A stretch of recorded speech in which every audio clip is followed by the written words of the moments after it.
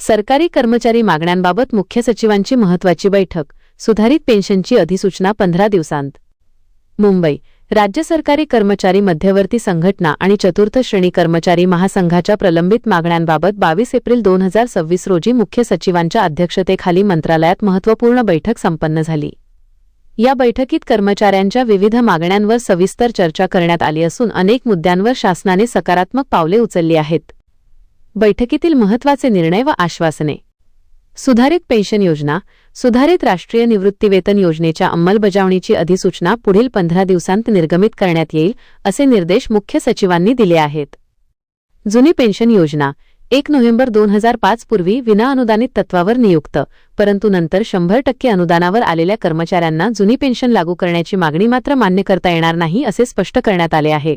भरतीवरील बंदी. चतुर्थ श्रेणी कर्मचारी व वाहनचालक भरतीवरील बंदी उठवण्याबाबत शासन सकारात्मक असून त्याबाबत लवकरच विचार केला जाईल. आश्वासित प्रगती योजना.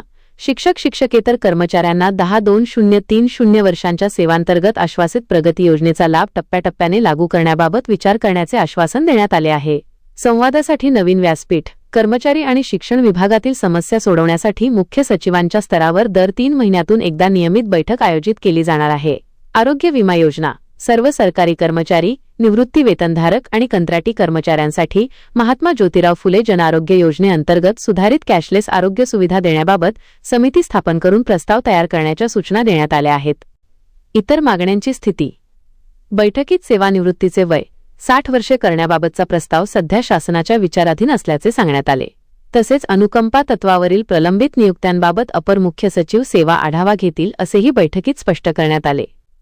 रिक्त पदे भरण्याची प्रक्रिया गतिमान करण्याबाबत सर्व विभागांना निर्देश देण्यात आले आहेत. तथापि केंद्र शासनाच्या अखत्यारीत असलेल्या नवीन राष्ट्रीय शिक्षण धोरण आणि पीएफआरडीए कायदा रद्द करण्याच्या मागण्या राज्यस्तरावर मान्य करता येणार नसल्याचे बैठकीत नमूद करण्यात आले.